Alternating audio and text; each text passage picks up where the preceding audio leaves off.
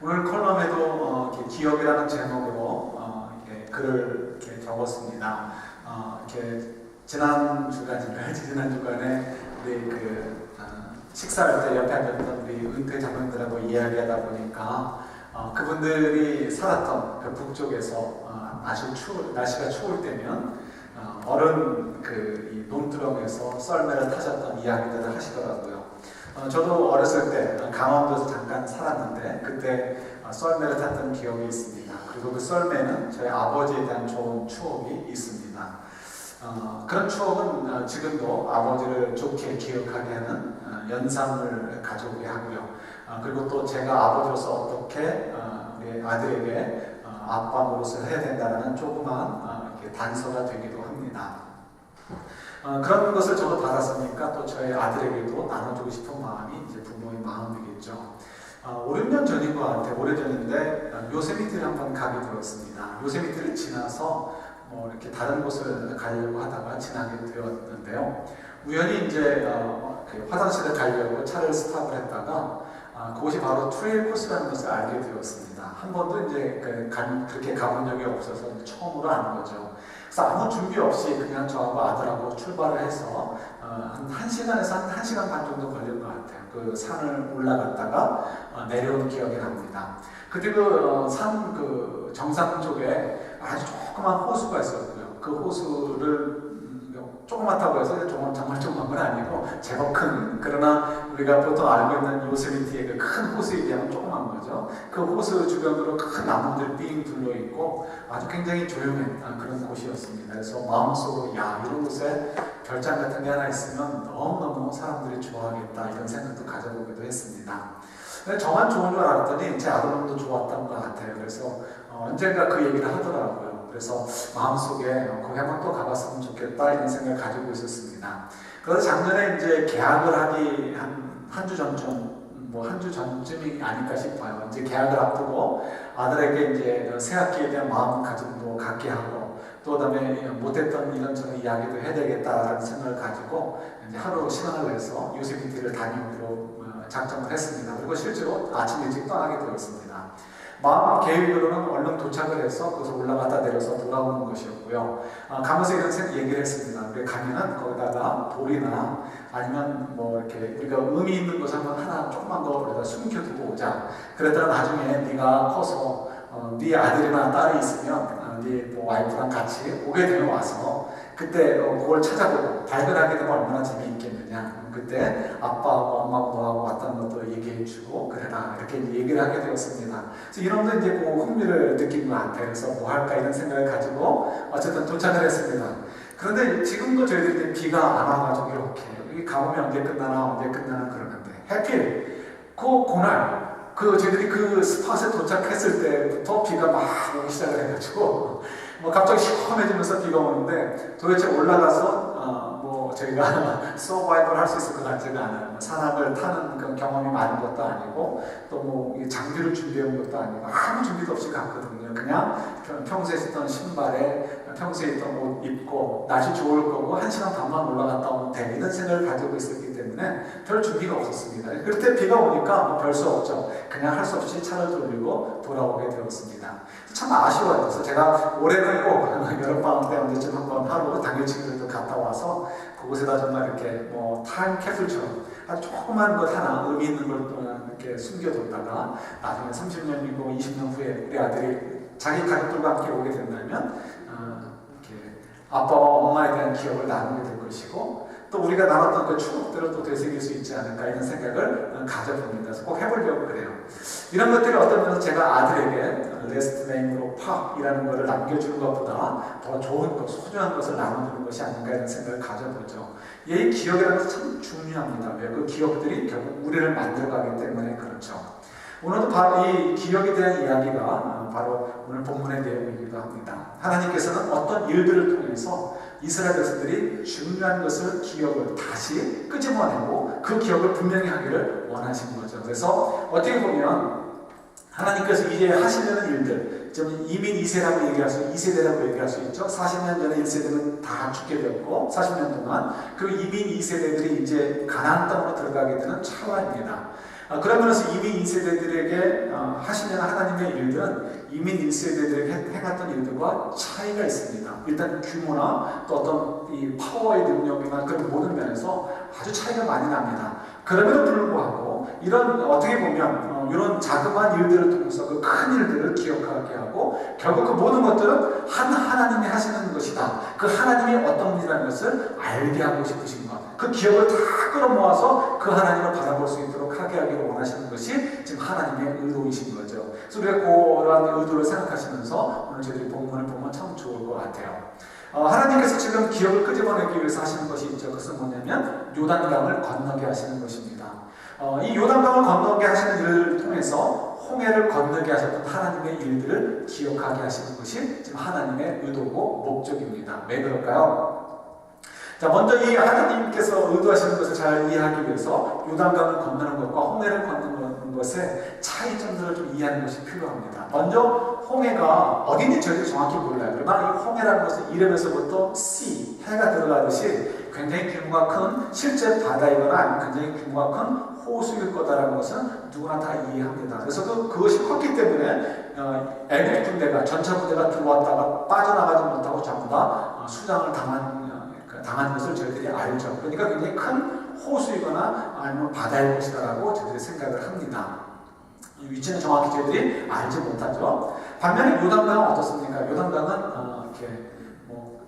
저희들이 이렇게 아는 대로 정말 조그만 시냇물입니다. 그래서 이 갈릴리에서부터 호수이죠. 그러니까 다 갈릴리 호수인데 호수를 우리 이스라엘 분들은 바다라고 불러요. 그래서 갈릴리 바다에서부터 밑에 있는 이 사해 바다까지 연결이 되는 하나의 선과 같은 것이 요단강입니다. 그런데 이 갈릴리에서부터 어느 정도까지는 물이 좀 수량이 많아가지고 그냥 건너기는 힘들다고 합니다. 그러나 몇몇 코스를 제외하고 이 사해 바다에 이르기까지 대부분의 코스에서는 사람들이 걸을 수 있고 뭐 건너는 것이 큰 문제가 되지 않는 그런 조그만 강입니다. 그래서 우리 한국만 해도 어렸을 때 이렇게 우리 시골에 가서 냇가를 찾아가면 그런 게 많죠. 이렇게 아이들이 무릎밖에 오지 않는 곳에 이렇게 반도라는 거, 그물을 가지고 물고기를 잡기도 하고요. 그게 좀 장마 때 좀 비가 좀 늘으면 헤엄을 치지 않으면 건널 수 없는 조그만 이런 폭 정도의 냇가. 어차피 요단강이 그러지 않을까 싶어요. 그래서 웬만하면 저희들 같은 경우는 이렇게 천하 뱃사공 이런 노래 있듯이 어디를 가나 웬만한 강이면 뱃사공들이 있었습니다. 배를 타고 건너야 되죠.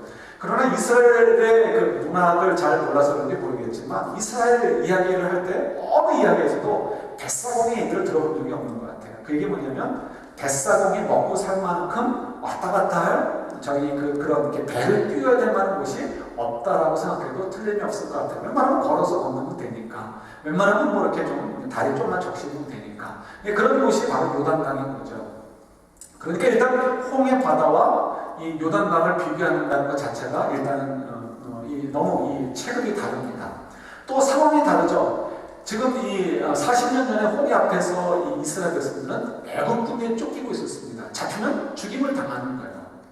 그러나 반대로 지금 요단강을 건너는 이스라엘의 마음은 어떻습니까? 잡히면 죽는 게 아니고 잡으러 가는 거예요. 그러니까 완전 상황이 뒤집어진 거죠. 하나는 수수에 몰려서 쫓기는 거고, 지금 이 요단강을 건널 때는 정보를 하러 가는 그런 용사들의 모습이 바로 서로 대비되는 다른 점이라고 얘기할 수 있죠. 또 세 번째로, 이 마음가짐이 다릅니다. 지금 이스라엘 백성들이 40년 전에 홍해 앞에 섰을 때는 자기들이 할 것이 아무것도 없어요. 그리고 잡히면 죽게 돼요. 그러니까 마음이 굉장히 조급할 수밖에 없습니다. 정말 당황스럽고요. 어떻게 해야 되나 그런 상황인 거죠. 자기들이 할 수 있는 건 아무것도 없습니다. 그러나 요단강을 건널 때는 이거는 뭐 문제가 되지 않습니다. 자기들 얼마든지 건널 수 있고요. 뭐 하다못해 아무리 물이 불었어도 다리까지 넘으면 되고요. 다리 있다는 얘기조차 없으니까 요단강이 크지 않다는 거예요. 그만큼 정말 넘어가는 거 아무것도 아니고요. 그야말로 뭐 좀 길이 좀 돌더라도 얼마든지 건너갈 수 있는 건 문제가 되지 않습니다. 자기들 할 수 있는 일들이 많이 있는 거죠. 그러니까 그런 면에서 이스라엘 백성들의 마음에 조급함도 없고 뭐 별로 걱정거리도 없습니다. 그냥 건너가면 되는 거예요. 이렇게 다른데도 불구하고 왜 하나님께서 요단강을 통해서 홍해 바다의 일들을 기억하게 하시는 걸까? 좀 저희들이 이유를 좀 알아야 되겠죠. 공통점을 보면 알 수 있을 것 같아요. 공통점이 뭘까요? 공통점은 하나님께서 일부러 그들을 홍해 앞과 또 요단강 앞으로 이끌어서 세우셨다는 거예요. 그들이 어쩔 수 없이 가다가 그 앞에 선 게 아니죠. 우리가 출애굽기를 묵상할 때 확인했듯이 이스라엘 백성들이 잘 갖고 있었어요. 근데 하나님께서 모세에게 슬쩍 얘기하셨죠. 너희들 길을 돌이켜서 홍해 앞에 서도록 하여라. 아마 백성들이 그 사실을 알았다면 어느 누구도 모세의 말을 따라서 홍해 쪽으로 돌아가지 않았을 거예요. 하나님께서 모세에게만 말씀하셔서 백성들이 모세가 인도하도록 따라가다 보니까 바로 홍해 앞에 있단 말이에요. 그 도망갈 수 없는 상태에서 애국 군대가 쫓아오는 그런 상황에 놓이게 되는 거죠. 요단강도 마찬가지입니다. 이스라엘 백성들이 굳이 동쪽으로 돌아가서 요단강을 건널 필요가 없어요. 물론 요단강 자체가 별거 아니지만 얼마든지 남쪽에서부터 그냥 치고 올라갔으면 일이 간단하게 끝나는 문제입니다. 그럼에도 불구하고 하나님께서 굳이 동쪽으로 돌리셔가지고 요단강을 건너게 하셨어요. 그래서 요단강 앞에 세우신 거죠. 일부러 하나님께서 이끌어내셨다는 거예요. 그게 첫 번째 공통점이에요. 두 번째 공통점. 그 두 번째 공통점은 그 바로 하나님께서 세우신 현장 속에서 하나님이 임재하셨다는 거예요. 하나님 역사를 하셔서 바다를 가르시고 요단강을 가르셨다는 거예요. 그 얘기는 하나님이 너희들과 함께하고 있다. 그 하나님은 능력 있는 분이다라는 것을 가르쳐 주시죠. 지금 이스라엘 입장에서는 사실 이 40년 후에 이미 2세대 요단강을 건너는 그들의 입장에서는 그게 큰 일이 되지 못합니다. 심지어는 여리고성 한번 생각해 보세요. 여리고성 하면 저희들이 굉장히 큰 성을 생각할 수 있습니다. 최소한 우리들이 봤던 성들이 뭐가 있습니까? 남대문, 동대문 그 정도 규모의 어떤 성을 생각하죠. 여러분 동대문, 남대문은 이스라엘의 최전성기에 비교해도 몇 곱절은 더 국력이 큰 나라의 수도에 있는 성입니다. 감히 이스라엘의 성이 이 동대문, 남대문과 비교할 수가 없는 거예요. 특히 그때 당시에 그 조그만 그 도시 국가들이 갖고 있는 성이라는 것은 그냥 정말 그야말로 엉터리 성인 거죠. 그 지금 고고학적으로 얘기되는 것은 아이성이 인구가 한 2,500에서 3,000명 정도 됐을 거라고 생각을 합니다. 그러면 전투가 벌어지게 되면 전쟁, 그러니까 이 적군들이 쳐들어온다면 어떻게 되죠? 주변에 사는 사람들이 전부 다 성으로 몰려 들어와서 함께 전투를 벌이게 됩니다. 그러면 1,000명, 2,000명 더 늘었다고 쳐도 암만 부풀려봐야 5,000명을 넘을 수가 없습니다. 그것도 군사들 5,000명이 아니고 여성, 애들, 할아버지, 할머니 다 합쳐서 한 5,000명 된다고 볼 수 있는 거죠. 그것도 제가 풀린 거고 고고학적으로 한 2,500에서 한 3,000명 됐을 거다라고 이야기를 합니다. 근데 이스라엘의 인구는 얼마라고요? 우리가 200만으로 봐요. 물론 그거 숫자를 볼 때 약간의 이제 학자적인 관점에서 그 이제 1,000명이라는 단어를 어떻게 해석하느냐에 따라 차이가 있지만 어쩌면 적게 잡아도 몇십만에서 우리가 성경 그냥 이렇게 워드로 그들을 이해할 때 200만으로 우리들이 이해를 합니다. 그러면 3,000명 정도 사람들이 모여 사는 그 허름한 성을 부시는 거가 힘든 일이에요? 아니면 쉬운 일이에요? 물론 쉬운 일이라고 할 때 그냥 밥 먹듯이 쉬운 건 아니지만 비록 피를 흘리고 목숨을 걸고 싸워야 되는 일이지만 그러나 그렇게 꼭 이렇게 정복할 만한 그런 성은 아닙니다. 얼마든지 그냥 쓸어버릴 수 있는 그런 성에 지나지 않죠. 더더욱이 그보다 작은 아이성은 더 말할 것도 없습니다. 아이성은 고고학적으로 얘기했다면 1,000명 내외가 살았을 것이라고 생각을 합니다. 1,000명 내외가 살았을 성이면 어떤 성이겠어요? 정말 그냥 발로 뻥 치면 벽 한 부분이 부서질 수도 있는 그런 부분인 거죠. 그런 곳에 가서도 이스라엘 백성들이 때로는 패배도 하게 되는 거예요. 자, 이런 일들을 왜 하나님께서 지금 이스라엘 백성들이 경험하게 하시냐는 거예요. 이유는 다른 데 있지 않죠? 하나님이 어떤 분인가를 그들에게 알게 하고 싶으신 거예요. 그래서 비록 지금 이 세대, 지금 여호수아와 함께 여리고성을 무너뜨리고 요단강을 건너고 가나안 땅을 정벌하는 그 사람들이 경험하는 것, 하나님의 역사하시는 것은 어떻게 보면 이미 1세대들이 경험했던 것들, 모세 시대 사람들이 경험했던 것에 비하면 아무것도 아닐 수 있어요. 그럼에도 불구하고 이 자그마한 곳에 속에서도 하나님께서 역사하시는 것을 몸을 통해서 뭘 기억하게 하시는 거예요? 40년 전에 지금 이 함께 있는 무리들 가운데 많은 사람들이 어렸을 때 보았던 것을 기억하게 하는 거죠. 그래서 그때 그 놀라운 일들을 행했었던 그 하나님을 몸을 통해서 그 하나님이 지금도 이 자그마한 일들 속에서도 우리와 함께하고 계시고 이 하나님이 우리를 지금 인도하고 계시는구나, 이 하나님이 우리 가운데 역사하고 계시는구나, 이 하나님이 우리와 함께 하시는구나 하는 것을 통해서 우리가 그 하나님을 찾도록, 그 백성들이 하나님을 놓치지 않도록 하기 위한 하나님의 그 교육적인 배려였고 또 하나님의 훈련의 과정이라는 것을 저희들이 알 수가 있습니다. 그래서 24절에 말씀하시는 거죠. 너희들이 그런 일들을 통해서 뭘 하기 위해서요? 하나님이 얼마나 능력 있는 분이시고 그리고 그 하나님을 우리가 경외해야 되는 분이라는 것을 너희들도 알고 너희 자녀들도 알고 그리고 모든 사람들이 알도록 하기 위해서 내가 이런 일들을 지금 행하고 있단다라고 하는 것을 말씀하고 계시고 있죠. 그래서 그러면서 저희들이 다시 한번 이 이야기를 통해서 우리에게 더 다가오는 교훈은 어떤 것이 있는가 그걸 살펴보려고 합니다. 여러분, 여리고성을 건너고 또 아까 말씀드렸듯이 아이성을 정벌하거나 혹은 또 요단강을 건너고 여리고성을 정복하는 것, 이런 것들은 사실은 큰 문제가 아닙니다. 얼마든지 할 수 있는 일이에요. 예, 저희들이 마치 일상에 살면서 먹고 사는 문제를 해결할 수 있는 것처럼 얼마든지 할 수 있는 일들입니다. 물론 그렇다고 해서 먹고 사는 문제가 쉬운 일 아닙니다. 우리는 그 일을 위해서 우리 인생을 걸 때가 얼마나 많이 있습니까? 이게 그만큼 힘든 일이지만 어느 누구도 다 할 수 있는 일인 거죠. 이스라엘 백성들이 얼마든지 할 수 있는 일들입니다. 그러나 그 일들을 통해서 아까도 말씀드렸듯이 더 큰 일들을 기억하게 하시고, 그래서 그 큰 일이나 작은 일이나 변함없이 함께 하시는 하나님을 보게 하는, 하나님의 의도를 보게 되는 거죠. 그런데 여러분, 이 일들은 모든 사람들이 다 믿을 수 있는 건 아닌 거예요. 중요한 점이 여기 있는 거죠. 이스라엘 백성들에게 하나님께서 요구하시는 것은 바로 그 부분인 거예요. 이스라엘 백성들에게 있어서 지금 땅을 정벌하는 것이 중요한 문제가 되지 않습니다.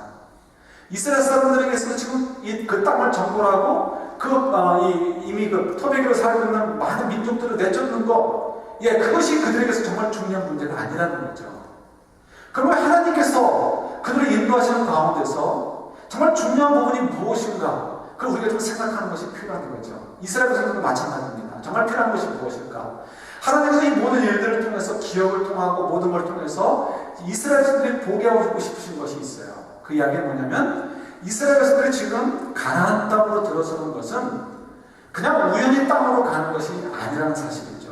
우리 창세기 12장 1절부터 3절 너무나 잘 아시는 말씀이죠. 하나님께서 아브라함에게 주신 약속이 있습니다. 그 약속은 뭐예요?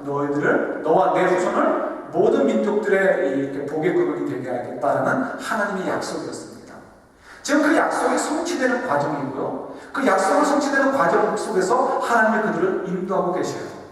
그리고 그 인도하시는 이는 하나님이시고, 그 인도하시는 이는 그 약속을 해주신 분이에요. 그 얘기는 뭐냐면 그 약속을 성취하신 이도 하나님이시라는 말씀이죠. 그러니까 이 약속을 성취될 것을 하실 분이 하나님이시기 때문에 앞에 벌어진 일들에 대해서 두려워할 이유가 없다는 것을 말씀해 주고 계시는 거예요. 두려워할 이유가 없는 거죠. 왜요? 약속하시니, 계획하신 이가 능력이 있으신 분이시고, 그 능력이 있으신 분께서 지금 그 일들을 이루어가고 있기 때문에 그래요.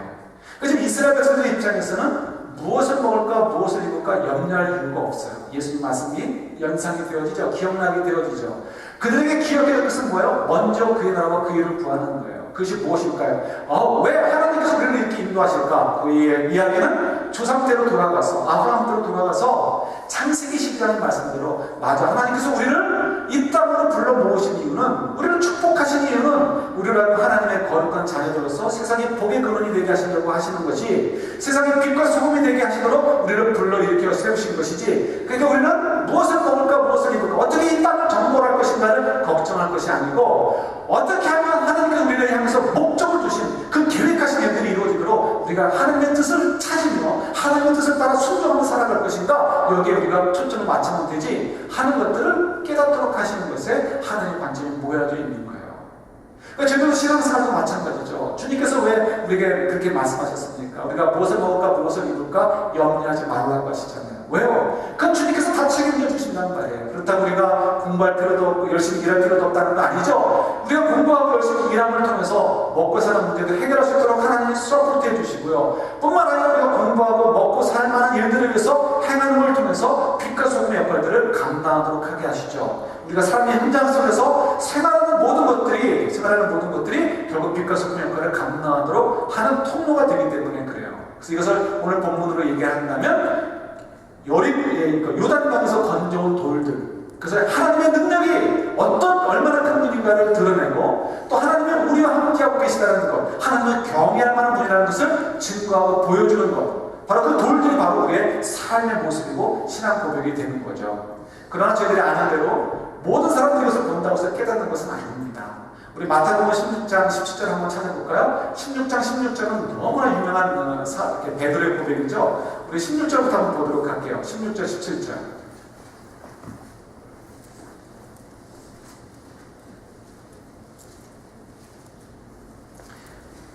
마태복음 16장 16절 17절입니다. 16절 너무나 유명한 이렇게 베드로의 고백이고 그 말씀을 하신 다음에 예수님께서 뭐라고 말씀하시는가 한번 보시는 거예요. 같이 받겠습니다. 시몬 베드로가 대답하여 이르되 주는 그리스도시요 살아계신 하나님의 아들이시니이다. 예수께서 대답하여 이르시되 다요나 시몬아 내가 복이 있도다. 이를 내게 알게 하기는 혈육이 아니요 하늘에 계신 내 아버지시니라. 아멘. 베드로가 예수님께 얘기하시죠. 고백하죠. 사람들이 나를 누구라 하느냐? 베드로가 얘기합니다. 주는 그리스도시요 살아계신 하나님의 아들이시니이다. 여러분 이 말씀이 저희들에게 지금 너무나 쉬운 얘기예요. 주는 그리스도시요 살아계신 하나님의 아들이시니이다. 이렇게 고백하면 칭찬받죠. 그러나 이 시대에 이렇게 고백하는 것은 예수님 보러 돌 맞아 죽으세요라고 하는 얘기밖에 되지 않습니다. 그때 당시에 어느 누구에게도 하나님의 아들이다 라고 하면 어떻게 돼요? 사람들이 신성모독이라고 해서 돌을 던져 죽이는 그런 일들이 벌어지는 시대였습니다. 그럼에도 불구하고 베드로가 이렇게 얘기하는 것, 그는 성령의 감동이 없이는 될 수 없는 거죠. 그래서 예수님께서 말씀하시죠. 네가 이렇게 하는 것은 네가 스스로 똑똑해서 깨달은 것이 아니라고 말씀하셔요. 누구 때문에? 하나님이 알려주셨기 때문에. 다른 말로 얘기한다면 네 속에는 성령께서 너에게 깨닫게 해주셨기 때문에 네가 아는 거다라고 말씀하시죠. 예, 저희는 너무나 쉽게 이해할 수 있습니다. 우리 지금 이 출애굽 시대를 얘기하니까요. 출애굽 당시에 하나님께서 10가지 재앙을 애굽에 쏟아부으셨습니다. 그 정도면 사람들이 깜짝 놀라가지고 하나님을 경외해야 되지 않겠습니까? 그런데 애굽 사람들의 반응을 보세요. 절대 대다수는 그 놀라운 일들을 행하시는 하나님, 자기들의 신들과 비교할 수 없는 올마이티 갓을 보면서도 경험하면서도 그 하나님을 경외하지 않았어요. 오히려 그 하나님이 지키시고 그 하나님을 섬기는 백성들을 핍박하고 죽이려고 했고 끝까지 쫓아가서 보복을 하려고 했습니다. 그것이 그때 당시 애굽 사람들이 보여준 모습이에요. 오히려 소수의 애굽인들만이 정말 하나님을 경외하는 마음을 가져서 이스라엘 백성들을 따라서 고향 땅을 떠나게 되는 일들이 벌어지게 되죠. 예, 뭘 알 수 있어요? 똑같은 역사를 보아도 어떤 사람은 그것이 하나님의 역사라는 것을 깨닫게 되지만 많은 사람은 그것을 깨닫지 못한다는 거예요. 어떻게 이렇게 깨달을 수 있겠습니까? 예, 성령의 감동을 받은 사람이 없이는 성령의 세례를 받지 않으면 절대로 깨달을 수 없는 거예요. 우리 속에 성령께서 들어오셔서 우리를 새 생명을 부어 넣어 주실 때 우리가 예수님이 어떤 분이구나, 하나님이 어떤 분이구나 알게 되어지고 그때 그래 내가 하나님을 믿어야 되겠다, 예수님을 믿어야 되겠다라고 결단할 수 있게 되는 거죠. 우리가 결단할 때 예수님이 성령께서 들어오시는 것이 아니고 성령이 들어오셔야 우리가 깨달을 수 있게 되는 거죠. 이때도 마찬가지예요. 하나님께서 지금 이 요단강을 건너는 사람들에게만 기억할 것이 아니고 그 후대에게도 기억하기를 원하셨어요. 그래서 요단강에서 돌들을 가져다가 길가에다 세우라고 하셨습니다. 그 돌들을 보면서 사람들이 야 이거 정말 하나님 놀라우신 분이야 라고 보면서 이렇게 고백을 했을까요? 그렇지 않은 것을 저희들이 알죠. 성경에 보면 대다수의 사람들이 하나님을 떠났던 것을 보게 됩니다. 길가에 있는 돌들을 보면서도 하나님이 위대하신 분이라는 거, 하나님을 경외해야 된다는 것을 생각하지 못하는 거예요. 하지만 그들 가운데 많은 사람들은 야 길가에서 가족이 뭘 길가에서 가져와 길에서 주워다 놓은 거 세워놓고 그냥 그렇게 뻥치는 거지 이런 식으로 얘기했을지 모르겠어요. 아마도 많은 사람들이 그랬을 것 같아요. 그러나 정말 들을 귀 있는 자들, 예수님께서 그렇게 말씀하셨잖아요. 들을 귀 있는 자들, 성령의 터치를 받은 사람들은 그 돌들을 보면서 어떻게 느꼈을까요? 야 정말 하나님은 역사하셨어요. 정말 하나님 우리 가운데 함께 하셔서 정말 그 하나님은 우리를 인도하고 계셔라고 고백할 수 있고 하나님의 손길을 발견할 수 있었을 거예요. 바로 여기에 중요한 포인트가 있는 거죠. 우리가 때로는 낙담할 수가 있습니다. 주님께서 우리가 요구하시는 대로 우리가 뭔가를 하고 싶어도 사람들이 믿질 않으니까 우리가 얼마나 낙담이 되어져요. 나 스스로도 흔들릴 때가 많이 있는 거죠. 그럴 때마다 어떻게 해요? 돌의 역할은 그냥 통로의 역할이에요. 그것을 보고 깨닫지 못하는 것은 하나님의 역사의 부분인 거죠. 다만 그 돌을 통해서 하나님께서 역사를 하신다는 거예요. 그러니까 저희들은 그 통로의 역할을 잘 감당하도록 하나님의 부르심에 귀 기울여야 되는 거죠. 주님께서 말씀하시는 소리에 우리가 귀를 좀 기울이셔야 됩니다. 요단강에 돌들을 세워놓고 또 그리고 길가에도 돌들을 세워놓으라고 말씀하십니다. 이건 저희들에게 주시는 말씀이에요. 여러분 요단강을 생각하면 이렇게 생각하시면 좋을 것 같아요. 제가 이렇게 어렸을 때 초등학교 들어가기 전인지 초등학교 1학년 때쯤인지 대구를 자주 갔습니다. 그때 한 번은 이모부님이 저희 가면 꼭 여행을 시켜주셨는데 부산을 데려가셨습니다. 가깝잖아요. 부산을 갔는데 오륙도 얘기를 해주시는 거예요. 이모님이. 그래서 오륙도는 섬인데 어떻게 보면 어떤 때는 5개가 되고 어떤 때는 6개가 된다는 거예요. 초등학교 1학년이 그 얘기를 들었으니 뭘 생각하겠습니까? 아라비안 나이트와 같은 얘기를 생각하는 거예요. 야, 섬 그러면 큰 섬을 생각하잖아요. 큰 섬인데 이 섬이 어떻게 되면 6개가 되고 어떻게 되면 5개가 된다. 이런 생각을 하니까 이게 너무 어메이징하고 너무 정말 신기한 거예요. 그래서 배를 타고 간다고 하니까 이게 너무 그냥 깜짝 놀랄 만한 사건이라 그냥 가슴이 막 두근두근 거리고 야 정말 어떤 일일까 기대가 가득했었습니다. 근데 배를 타고 갔는데 별로 가지 않고서 무슨 돌들이 좀 있는데 이게 오륙도라고 하는 거예요. 여러분 가보셨죠? 얼마나 실망이 되는지. 오륙도라는 게 다른 게 아니고요. 바다 위에 있는 섬, 이렇게 돌들인데 물이 좀 빠지면 6개 돌들이 보여서 육섬이라고 그러고 물이 좀 차면은 그 한 섬이 좀 가려져가지고 5개밖에 안 보여서 5섬이라고 그러는 거예요. 그냥 5개 돌, 6개 돌 그러면 좋을 텐데 그걸 가지고 오륙도라고 얘기하는 거죠. 어쩌고 보면 요단강에 세운 돌들, 그 조그만 신안강 같은 곳에 조그만 돌들 무더기로 쌓아봐야 12개 돌 쌓아봐야 어쩌면 물이 이렇게 흐를 때는 다 보이는지 아니면 오륙도에 얘기 나오는 것처럼 조금 물이 좀 많으면 조금 보이고 물이 좀 많이 흐르면 아주 안 보이고 하는 것 같은 그랬을지 모르겠습니다. 근데 이것은 어떻게 보면 우리들의 마음이라고 생각하셨을 것 같아요. 우리가 하나님을 마음껏 경험하며 삽니다. 우리가 정말 기도 제목이 성취되는 것을 다 기록하지 못할 만큼 하나님 우리를 인도해주고 계시고 우리와 함께하고 계셔요. 이건 틀림없는 사실입니다. 그래서 우리가 만약에 그것을 참 일일이 기억하게 된다면 사실 우리는 의심할 여지가 없습니다. 근데 우리는 정말 죄의 본성이 남아있어가지고요. 하나님이 나와 함께 해주신 것, 나를 인도해 주신 것은 쉽게 잊어먹어요. 그리고 그것은 어떻게 하다 보니까 물이 말랐고 그래서 걷는 거지 굳이 꼭 하나님이 역사했는지 아닌지 우리가 알게 뭐야 이런 식으로 설명을 해버리려고 합니다. 사단이 그 자꾸 우리를 유혹을 주는 거죠. 그리고 우리 마음의 관심은 왜 내 마음의 소원은 이런데 하나님이 안 들어주실까? 왜 이것을 내 마음대로 원대로 해결해 주지 않으실까라는 것에만 자꾸 초점이 가요. 그것을 하나님께 신뢰하고 하나님이 가장 좋은 것으로 인도해 주시고 가장 선한 방법으로 이루어 주실 것이라는 생각을 갖지 않게 하도록 하고요. 자꾸 거기에 대해서 섭섭한 마음을 갖게 하고 불만하게 하고 불평하게 하는 거죠. 그래서 이 불평과 불만이 점점 불어나가지고 마치 요단강을 이렇게 덮어버리는 것처럼 그 돌들을 덮어버리는 것처럼 우리에게 분명히 하는 역사해주고 함께 해준 것들을 덮어버리게 만들어버리는 그런 일들이 많아지게 되는 거죠. 이것이 우리들의 모습인 거예요. 그래서 하나님께서 우리에게 요구하시는 건 우리 마음속에 좀 그 돌들을 좀 든든하게 좀 세워놓으라는 거예요. 그래서 아무리 사단이 우리들의 마음을 꼬시고 우리 마음을 자꾸 분탕질해서 야 하나님 너를 뭘 도와줘, 하나님 너를 뭘 사랑해 주셔, 옛날에 그랬는데 오늘 이게 뭐야 이런 식으로 얘기하더라도 여러분 그 넘어가지 마시고 결국 하나님께서 합력하여 선을 이루실 것을 기대하시란 말이에요. 그리고 무엇 때문에? 내 속에 세워놓은 그 든든한 돌들, 하나님 나와 함께 하시는 그 증거들, 이걸 굳게 붙잡으시고 그것이 정말 물에 쓸려 내려가지 않도록 정말 단단히 모아놓으셔서 저희들이 흔들릴 때마다 우리 마음의 요단강가에 가서 그 은혜의 현장 속에 들어가셔서 그걸 쳐다보시라는 거예요. 그리고 정말 하나님이 이렇게 나와 함께 하시는데 내가 뭘 겁을 낼까? 나와 이렇게 함께 하시는데 앞으로 홍해가 또 나한테 모여도 그 홍해도 가르칠 분이신데 내가 왜 걱정할까? 이렇게 스스로 염려할 것들을 떨쳐버리는 그런 이 믿음의 돌들을 세우라고 말씀하시는 거죠. 두 번째, 길갈로 그 돌들을 또 길갈로도 옮겨놓고 하는 거예요. 길갈의 상징은 이거죠. 어느 곳이나 사람들이 흔히 다니는 곳입니다. 여리고 성에서 가까이 있었고요. 또 요단강을 건너는 길목에 있었고, 그러니까 굉장히 중요한 교통 요지이기도 하죠. 그 길갈에 이제 물론 여러 의미가 있습니다. 신앙의 어떤 결단이 벌어졌던 곳이기도 하니까 그러기도 하지만 길갈의 돌들을 가져오라고 하는 거예요. 이유는 많은 사람들이 오가면서 보라고 하는 거죠.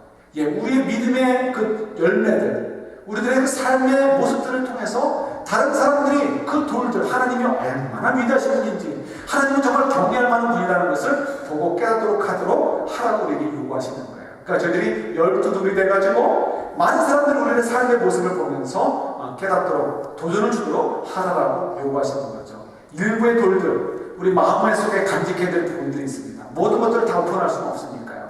또 다 설명해 줄 수가 없으니까. 그러나 일부의 것들은 또 어떻게 해요? 남들에게 꺼내놓고 보여줄 수 있는 것들이 있어야 된다고 얘기를 하시죠.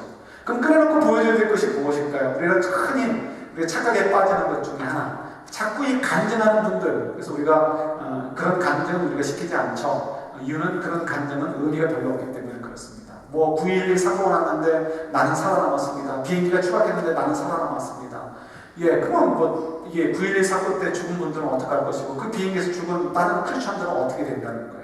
하나님께서 다 목적이 있어서 누구를 살리시고 죽이시는 것인데 나는 정말 하나님께 기도하고 가족들이 기도했더니 그때 정말 비행기가 추락하는 가운데서 살아남았습니다. 그럼 다른 사람들은 가족들이 기도를 안 해서 죽었다는 거예요? 그게 아닌 거죠.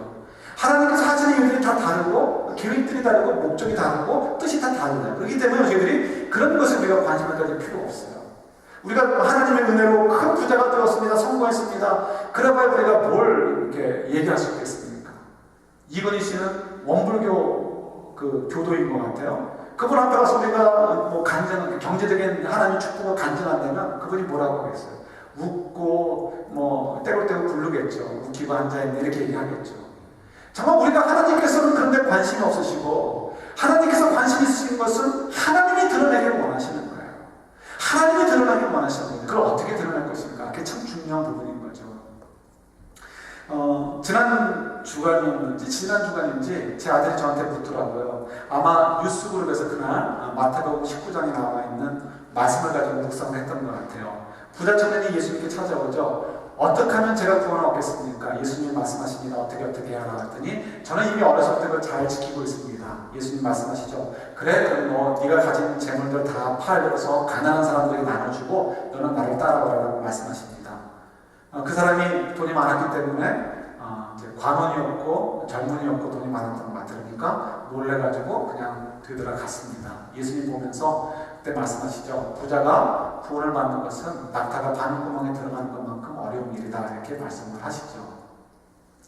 예, 그 얘기를 아마 하면서 아이들끼리 이제 정선이가 얘기를 했던 것 같아요. 그럼 저에게 묻습니다. 아빠는 만약 그렇게 되면 그 이제 부자 청년이 돼서 예수님 이렇게 얘기하면은 어떡할 거냐요. 그래서 뭐 대충 아이들이 얘기하지 않은 것 같아요. 구체적인 액션을 얘기하는 것 같아서 제 기억에 200 밀리언을 얘기했던 것 같아요. 아빠는 200 밀리언이 있는데 예수님이 그걸 다 팔아주고 오면 어떡하겠냐는 거예요. 여러분 어떻게 하시겠습니까? 우리가 믿음이 좋고 안 믿음을 떠나서 뭐 이건 너무나 우리가 잘 알고 있죠. 뭐 조금 더 의심할 것도 아니고 조금 더 고민할 필요도 없습니다.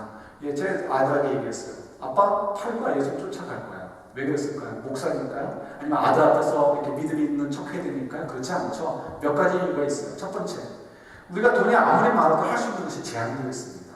그죠? 지금 당장 2억 불이 있으면 뭐 하겠어요? 사고 싶었던 집, 사고 싶었던 차, 하고 싶었던 여행, 그 다음에 뭐 할 거예요? 두 번째, 우리가 아무리 돈이 있어도 할 수 있는 것이 제한될 뿐만 아니라 아무리 돈이 있어도 또 만족될 수 있는 것이 제한이 되어 있어요. 그래서 만약에 돈이 아무리 많아도 가족 간에 불화가 있거나 어떤 관계의 문제가 있으면 어떻게 되겠습니까? 우리가 차라리 이 돈 다 없어져도 좋으니까 이 문제가 해결됐으면 좋겠다. 차라리 다 이 돈이 없어져도 좋으니까 내 건강 회복되어졌으면 좋겠다. 이런 얘기들 하잖아요. 전에도 말씀드렸듯이 남거주에서 이 신방을 다니다 보면 예 그런 분이 있었어요. 저는 이제 그분 교구가 아니었기 때문에 직접 만나진 않았지만 우리 다른 목사님이 가서 이렇게 그분과 만나서 얘기하는데 그분이 이렇게 얘기했다는 거예요. 목사님, 제가 돈이 좀 많은데 돈이 많은데 뭐합니까? 쓸 수 있는 건강이 없는데 휠체어 타고 다니시거든요. 그러니까 아무 소용이 없다는 거죠. 예, 적어도 우리 이 두 가지. 세 번째, 또 더 중요한 이유가 있죠. 내가 여기서 마음껏 쓴다 한들, 예, 마음껏 쓴다 한들 그래서 40년 보장 받았다 치자 이거예요. 40년 건강 보장 받았다 치자 이거예요. 그 다음에 어떻게 할 거예요? 늙은 다음에 어떻게 될 거예요? 주님 앞에 가야 될 거 아니에요. 주님 앞에 갔을 때 영원한 나라가 있는데 그 영원한 나라를 지금 3, 40년을 내가 즐기기 위해서 그 제한된 즐김을 위해서 하나님께서 부르신 그 영원한 나라를 포기할 거예요? 그럼 미련한 짓이죠. 그건 계산이 나오지 않는 짓입니다. 그러니까 당연히 2억 불이 아니라 2 빌리언을 제가 가지고 있어도 주님께서 놓고 포기하고 다 버리고 날 따라가라고 한다면 어떻게 하겠어요? 당연히 따라가죠. 이것이 우리들의 모습이잖아요. 그러니까 이런 모습이 있을 때 어떻게 우리 인생관이 바뀌게 되고 사람들을 대하는 마음의 자세들이 바뀌게 되어지고 삶의 방향이 바뀌게 되고 태도가 바뀌게 되는 거죠. 우리 인생의 골이 달라지게 되는 거죠. 이런 모습들이 바로 우리가 돌들러서 보여줘야 되는 모습인 거예요. 말 같지도 않게 뭐 내가 예수님께 기도했더니 비행기에서 떨어졌는데 살았어. 아니면 정말 안 될 가게였는데 정말 잘 돼가게 이렇게 됐어. 예, 주님의 은혜가 부분이 있겠지만 그걸 가지고 세상 사람들을 설득하려고 될 게 아니에요. 우리가 세상 사람들을 설득하기 위해서는 정말 우리가 그렇게 사랑하는 하나님, 우리가 그렇게 섬기는 예수님이 어떤 분인가를 증명하고 나타내려고 하는 것 외에는 다른 방법이 없죠. 그런 모습을 통해서 우리가 때로는 아무리 힘들어도 아무리 고통스러워도 예수님 때문에 성도로서 사는 모습을 보여주게 될 때 사람들이 질문을 갖는 거죠. 야, 저 사람은 도대체 무엇 때문에 그렇게 하나님을 저버리지 못하는 것일까? 왜 저 사람은 무엇 때문에 저렇게 예수를 떠나지 못하는 것일까? 관심을 갖게 될 것이고요. 그때 많은 사람들이 주님께로 돌아오게 되는 거예요. 그래서 역사를 보면 교회가 이 권력이 있을 때, 교회를 나가는 것이 사람들이 칭찬을 받을 때는 벌써 교회가 이제 쓰러지기 시작을 합니다. 그러나 교회를 가는 것이, 신앙을 지키는 것이 칭찬을 받는 것이 아니고 핍박을 받게 되는 것이고 욕을 먹는 것이 될 때 어떻게 해요? 그때는 교회가 크게 되는 거죠. 그래서 결국 실제로 수많은 사람들이 핍박을 하고 그래서 핍박을 당하고 이 신약 성경의 대부분이 뭘 경고를 해요? 성도들 고난을 경고하죠. 이유가 핍박이 다가오고 있기 때문에, 또 핍박이 이미 시작되어졌기 때문에. 그리고 나서 그 경고의 메시지가 있은 다음에 200년이 되지 않아서 어떻게 해요? 결국 로마 제국이 기독교가 되어버리고 말았잖아요. 국교가 기독교로 변화되고 말았잖아요. 그래서 역사적으로 얘기될 수 있는 거. 핍박을 받을 때 그때 우리가 신앙을 지키는 통해서 왜 사람들이 질문을 갖는 거죠. 왜 저 사람들은 저런 핍박 속에서 예수 그리스도를 놓치지 않을까? 왜 저 사람들은 정말 천국이라는 거, 눈에 보이지 않는 천국을 향해서 사는 인생을 살 것인가? 이런 관심을 갖게 되고 그것 때문에 결국 사람들이 도전을 받아서 주를 보게 된다는 거죠. 이것이 우리들의 해야 될 역할들인 거예요. 우리가 정말 그런 사람들을 보여줘야 되죠. 근데 정말 저희들이 전도하기가 참 어렵습니다. 우리가 3, 4년 전부터 우리가 손을 들어서 확인해봤지만 여러분들 가운데 20대, 30대 레지던, 유학생들 말고 레지던으로 이 지역에서 살면서 이 코리안 말을 하는 사람들, 또 다른 교회 다니지 않는 사람들, 아는 분들 손 들어보세요라고 할 때 2사람 들었어요. 어떤 때 한 사람, 어떤 때 2사람. 우리가 전도할 사람이 없어요. 그죠? 그러면서 여러분들 주변에 이 옆에 빈자리 보면 가슴이 철렁철렁하죠?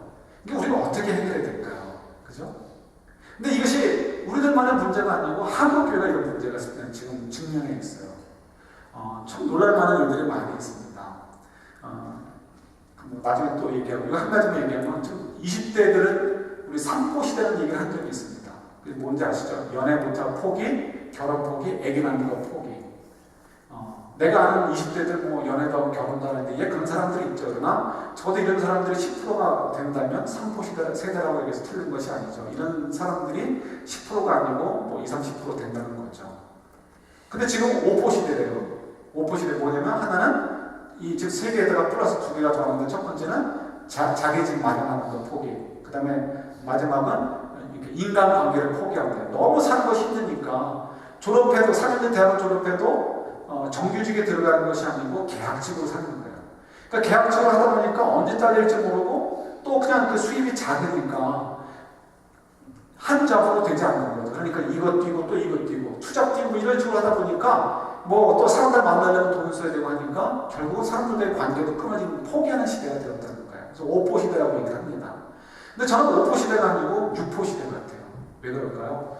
20대가 되면 20대 마음속에 포기한 것이 또 있습니다. 너무 중요한 거. 믿음을 포기하고 교회를 포기하고 기독교를 포기하는 거.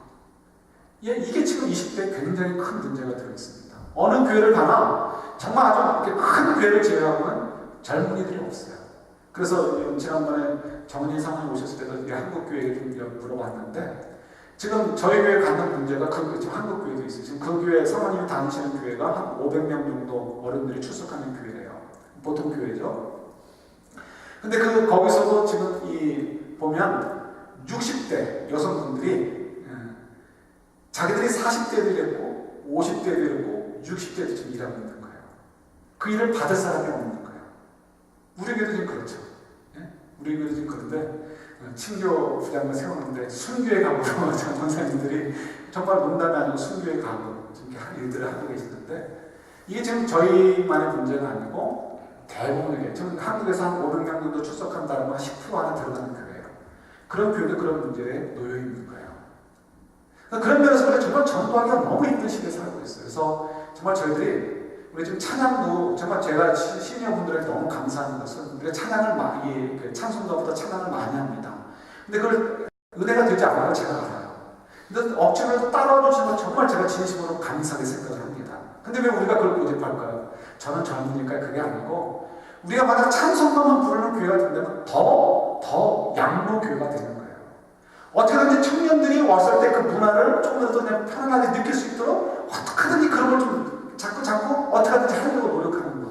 그래서 때가 되면 저 넥타이도 풀어제치고 미국 사람들 하는 것처럼 여름에는 반팔 남방 입고 나오고 뭐 청바지 입고 그냥 위에 이렇게 자켓 입고 우리가 그게 뭐 거룩을 떠나는 게 아니잖아요.